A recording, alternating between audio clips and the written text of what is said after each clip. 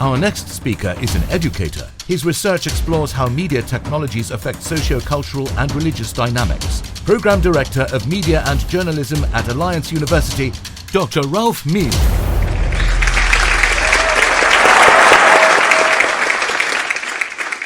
Good morning, everyone.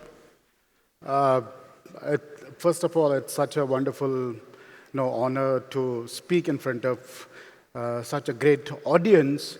My presentation fundamentally is trying to explore the relationship between media and religion, how media and religion have intersected in the past and how they continue to intersect in the times of AI. So it also connects with the presentation we had just before, whether AI can take over some of the fundamental moral attributes of our society. The media and religion have always been connected. Even if my presentation starts with the printing technology, we should always keep in mind that this intersection or this relationship between religion and media goes back to oral cultures. Oral communication impacted or influenced religious practices in a different way as opposed to the invention of writing. Similarly, when it was the manuscript tradition, that influenced religion in a different way. So the fundamental argument of my talk or my speech is that each technology has a grammar of its own. It has a logic of its own, and it uniquely contributes to the shaping of religion in a distinctive manner. I'm sure that a lot of members that are in the audience will be having problem with that argument because it leads me to towards the direction of technological determinism, saying that technology is supreme. But then that's the kind of an argument that I'm making as a part of this presentation. I'm borrowing from the scholarship that has been done by the scholars on media and religion and trying to interpret how media and religion have intersected, particularly in the context of printing technology, then telegraph, then TV, then digital media, and in the present times, the experiments which are going around with respect to the robots and religion. So I'm going to start with the printing technology first. When Gutenberg invented the printing press in 1440s, it completely, drastically, radically altered the world that got formed after the coming of the printing technology. So one of the finest books which has been written by a scholar named as Marshall McLuhan talks about Gutenberg galaxy. And this particular quote actually encapsulates various phenomena or the ideas of the times that we have inherited in the present times. If you look at the idea of capitalism, if you look at the idea of secularization, if you look at the idea of nationalism. So there are scholars who have said that print technology was at the center of how nationalism emerged as a kind of as an idea or a kind of a philosophy or as a kind of a reality. So most of the ideas that even the ideas from the French Revolution were connected to the idea of the printing press. So printing press was at the center of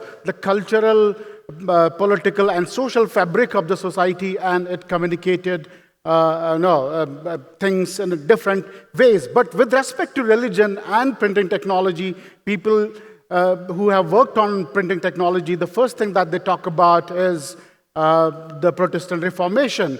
Martin Luther, when he published his 95 Theses and nailed it on the door of the church in Wittenberg, considered printing technology as the greatest gift of God and also the greatest one. What printing technology allowed for the first time was that it challenged the monopoly of the clergy who were controlling the religious scriptures. So I'm sure that all of us have certain idea about it, but it was something for the first time that people had access to the Bible. Otherwise, it was the clergy, it was the tiny elite, it was the Catholic Church which had controlled the domination of the religious interpretation till that particular time. So it liberates the very idea of interpreting religion in your own way and having the access to the book in your own way. What printing technology also does is that It allows the translation of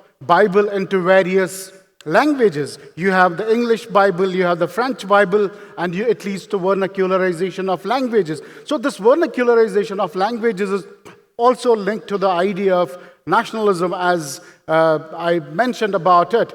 What is common now that the scholars have documented a lot about when printing technology is introduced in Europe, it leads to a different kind of a reality. It creates a different kind of a social, political, and economic and cultural structure. But what is the situation in the context of South Asia? What happens when printing technology is introduced in India? What is the scenario which gets emerged when printing technology is introduced in a place like Kashmir? So my work is about how printing technology shaped the religious structure or the religious patterns in the context of Kashmir. And I see that two reformist religious groups take origins, or they take roots and continue to dominate the way in which we interpret religion till the present times. So similarly, you have the Christian missionaries, the Portuguese introducing the printing press in Goa in the 16th century, and we have also the reformists emerging in the context of Hinduism. They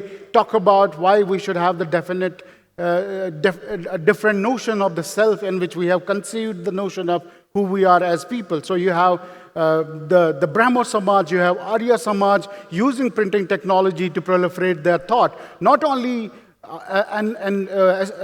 not to forget Vivekananda and the usage of the printing technology in terms of communicating his thought. So it's not only related to the idea of religion and the printing technology in the context of India. It's also how Gandhi used printing technology.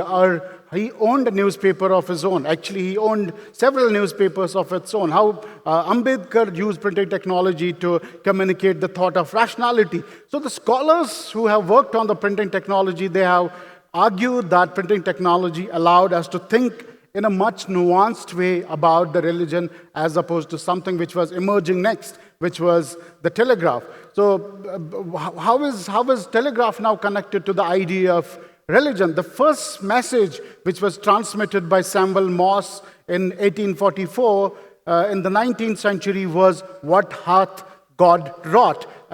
Verse from the Bible, and it basically links us to the idea that it was seen as a kind of a gift of God, the way printing technology was also seen as a kind of a gift of God. So you have the President of United States of America talking about telegraph as a kind of a divine providence. And so the other point which the scholars have made about what is it that telegraph did to the society, for the first time communication was separated from transportation. We have in the present times this notion of communication, and we use this word very often. We talk about the communication revolution, but communication had no identity of its own until the invention of telegraph. So telegraph separates the transportation from communication, and for the first time, the free flow of the symbols is allowed, because the dependence on the messenger of the message is completely it's dismantled. And now you have, for the first time, message reaching to the audiences where you don't necessarily need to send the transportation system as well. And that's how we separate religion, the transportation from communication. So it allowed the religious groups to send these messages over long distances, and the centralization of authority started taking place. But what the problem with the telegraph, some of the scholars have cited, is basically telegraph led to a kind of a discussion or a discourse about religion which was shallow, which was making the relevance irrelevant. It means that people were more into sensationalism. People were more into headlines. And if we look at the history of journalism and media, much of what we see in the print media has been shaped by, whether we talk about inverted pyramid, whether we talk about 5 Ws and 1 H and all those things, they have emanated by the penetration of the technology in the form of telegraph into the society. So the other aspect of telegraph that the scholars have talked about is that it created new public spheres. So, for example, The World Parliament of Religions happened because of the telegraph. Telegraph allowed the coordination of different religious groups to come together, and World Parliament of Religions in Chicago in 1893. The next technology that I'm going to talk about is TV. TV is something which is at the center of the culture, and we have, in a way, accepted the epistemology of TV. We accepted the truth, we accepted the knowledge, we accepted the reality which is communicated by these screens which are communicating the realities of the world to us. So the televangelists emerged, and the scholars say that when they talk about the relationship between TV and religion, the first thing that they talk about is the televangelism. So you have the emergence of the televangelists in Christianity, you have emergence of televangelists in India, you have the God channels communicating religion through TV, and it makes the home as a kind of a sacred space. There is a distortion of the sacred and the profane, and you have for the first time something which you witness in your kitchen where a televangelist is preaching religion in the form of TV as a technology. So scholars say that this change which the television brought, it led to also creation of the public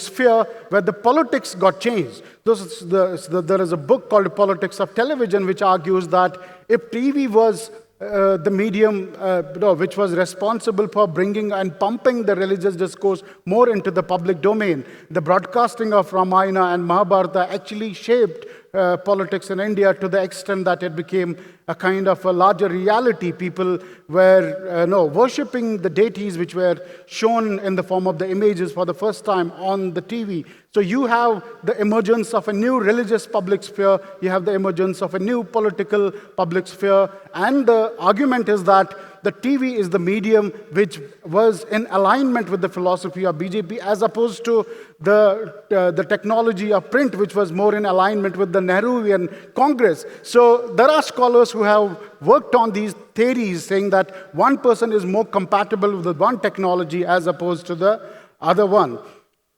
Then you have televangelists in the form of the Zakir Naik, and he's a very controversial preacher, someone who's banned in India in the present times, but he also talks about the power of television and communicating religion to the masses. So these are the four important points that I wanted to talk about the television as a technology. The fourth technology that I'm going to talk about is the digital technology. With respect to digital technology, the scholars have particularly highlighted the idea of the identity. So before the digital technology, scholars were talking about that we will enter into some kind of a post-secularization world where people will not be too much bothered about identities and caste and religion.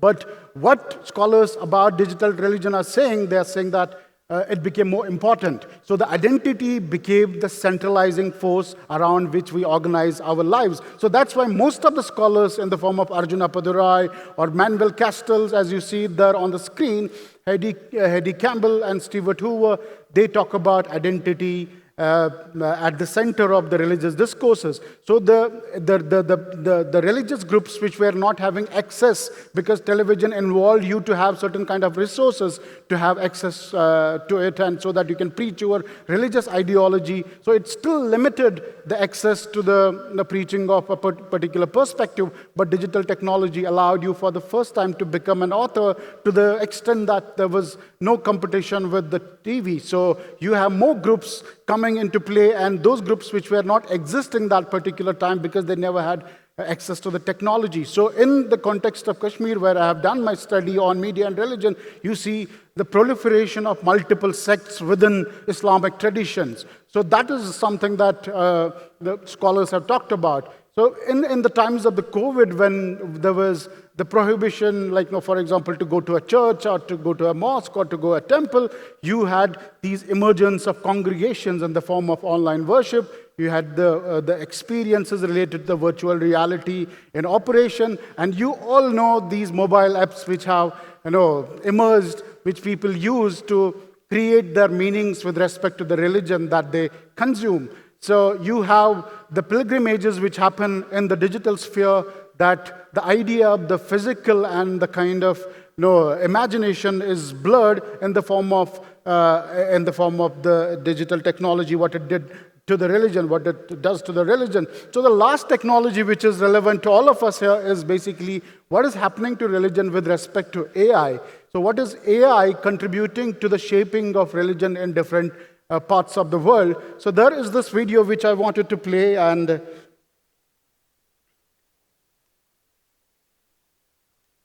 Artificial intelligence, AI, the technology that allows a computer to think like a human. And it's everywhere you look. Online shopping, virtual assistants like Siri and Alexa. Welcome to the Church of England.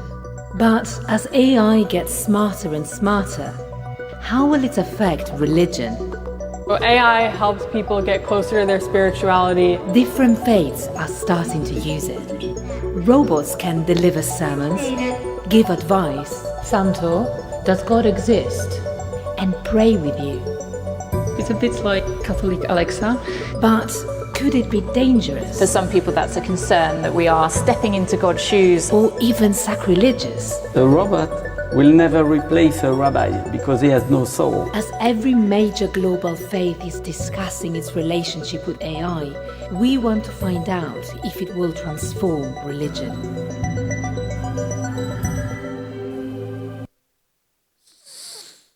So with respect to the question on technology and religion, this is where we are located as of now, and there are experimentation, and there was a mention about superintelligence in the previous presentation. I don't agree myself with the kind of a moral judgments that the author of this particular book makes about AI, but still I find it relevant to have this quote from the book, because it talks about a kind of a superintelligence that we are going to develop in the form of AI, and what is it that religion is going to react with, and what will be the response of the religion. So already in some parts of the world, in the temples, in the monasteries, in the mosques, in the pilgrimages, people are using the AI technology for the automation of rituals. So there are these artis which are being done by the robots. So there is more spiritual care which can be taken care by the AI.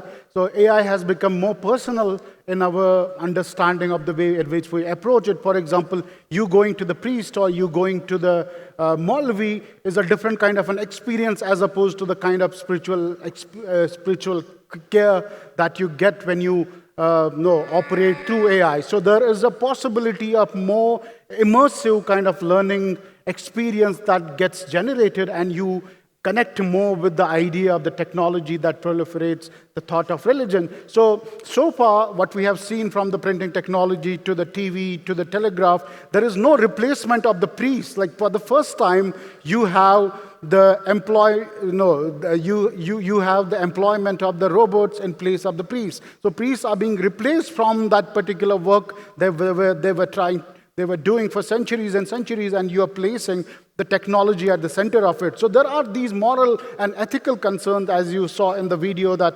that people have, particularly the religious clerks have. But there is also a possibility of utopia, where some people say that AI is making our society, or the kind of answers it is providing to us with respect to the questions related to religion, it's more pluralistic in interpretation, as opposed to when you ask me a question about the binary thinking system that we are used in terms of understanding religion. So these are the kind of experiments which are happening with respect to AI and religion. So you have Mindar, Chianar, AI in Islam, you have virtual Hajj tools which have been employed by the Saudi government to help the pilgrims to operate with respect to their experiences. So you have Ganpati Bapachi robotic arti, which is basically offering a kind of prasad to the god.